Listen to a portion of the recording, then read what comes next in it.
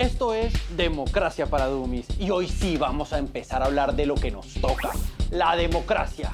La democracia, como la conocemos hoy, fue inicialmente estudiada y propuesta como una de las 6 formas de gobierno que se reconocían como prácticas ya establecidas, entre otros filósofos, por Aristóteles. La monarquía, como el gobierno de un individuo por el interés de todos, pero cuando se pone primero el interés del gobernante, se vuelve una tiranía. La aristocracia, que es el gobierno de unos pocos para el bien de todos, que cuando se hace por el interés personal de esos pocos, se vuelve oligarquía. Y la democracia, que su lado oscuro es la demagogia, la forma en la que los gobernantes manipulan a sus electores con el único fin de llegar, adquirir y mantenerse en el poder, con el único fin de servir a sus intereses personales.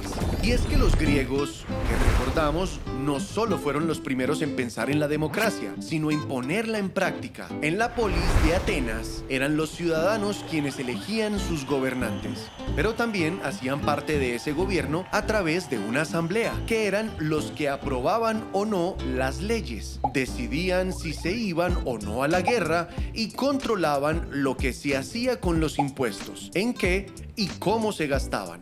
De esta asamblea se elegían 10 estrategas, que eran los encargados de dirigir la política exterior y al ejército, y 10 arcontes, encargados de presidir los tribunales, o sea, los lugares donde se impartía la justicia, y también presidían los actos religiosos.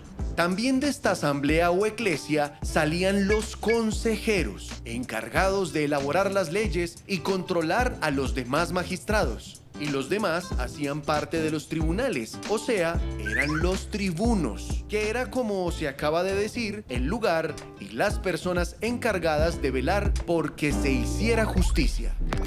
Existen entonces 3 tipos de democracia: la directa, la indirecta y la indirecta participativa. En la directa, la cosa funciona haciendo que todo el pueblo participe en la toma de decisiones y creación de las leyes y estamentos, como hacían en Atenas.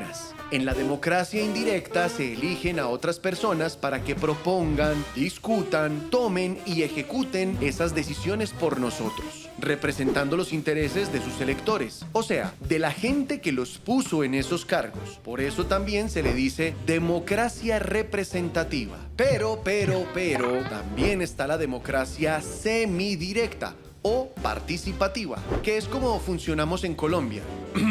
Más o menos. Y en esta, cuando las personas elegidas no llegan a acuerdos, ponen esas decisiones en manos de la gente. Y es cuando nos ponen a votar para ver si la cosa se queda como está o si se cambia. Y esto es lo que llamamos plebiscitos, que viene de cuando los tribunos romanos dejaban que la plebe, la gente del común que no tenía poder de decidir en nada, tomara partido en asuntos del gobierno. O referéndums, que es lo mismo que arriba, pero dicho de manera elegante, y que viene del latín, que significa volver a llevar. Eso tiene que ver con la Revolución Francesa, momento en el que los franceses se rebelaron a Luis XVI porque estaban muriéndose de hambre y el señorito, muy campante, con su reina, pasándola bueno en su castillo. Entonces, para calmar al pueblo y evitarse que lo derrocaran a la fuerza, el rey convocó la Asamblea de los Estados Generales. En ese entonces, Francia estaba dividida en 3. Entonces, en las reuniones de esta asamblea, y por aquello de que los reyes eran los elegidos de Dios para gobernar, pues los amiguis de Luchín, que querían que todo siguiera como estaba, con mi rey en el poder, debían estar a su derecha. Mientras que los burgueses, entre comillas, en representación del pueblo, y que pedía a gritos que algo cambiara o Luchito se iba para afuera, se sentaban a su izquierda. También se asociaban a la bandera de Francia, el azul y el rojo, que eran de la bandera original de París, que estaba dividida por el blanco, que representaba la monarquía.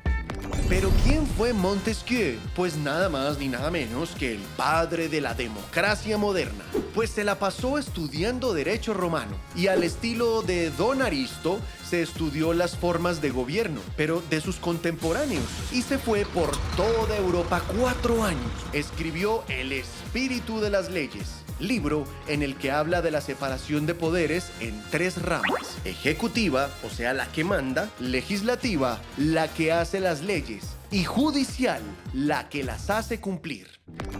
Pero bueno, ya vamos en que los messieurs, ilustrados franceses, pusieron sus ideas para librarse de un rey e ir armando el edificio de lo que hoy tenemos y conocemos como democracia.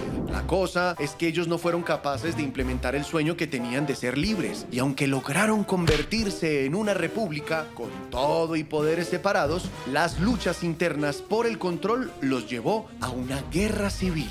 Y entre este desorden surgió un héroe de guerra, muy admirado por el pueblo francés, que se tomó muy a pecho lo de liderar a su gente, y para acabar con el terror que se vivía internamente en su país, le dio un golpe de estado y se proclamó emperador de Francia. Iniciando también, basado en los romanos, una campaña para hacer de Francia una gran nación cuyo poder se extendería por toda Europa, llegando incluso a derrocar al rey de España. En 1810, aprovechando que José Bonaparte, el hermano de Don Napo, se proclamó rey de España, algunas ciudades del virreinato de la Nueva Granada se independizaron brevemente. Y en Bogotá se daba el grito de independencia, que dejó las 2 primeras constituciones políticas de Cundinamarca en 1811. Una, escrita por paisanos realistas, en la que se reconocía al depuesto rey de España como el verdadero monarca de la nación. Y otra escrita por federalistas el 27 de noviembre de 1811, que sí decía que éramos libres de España, y estaba basada en la que los gringos habían creado para ellos, a su vez basados en Montesquieu. Pero por andar de bobos peleando entre nosotros, los españoles aprovecharon cuando la cosa se les arregló por allá en 1815, y su majestad mandó al amigo Don Pablo Morillo y nos reconquistaron.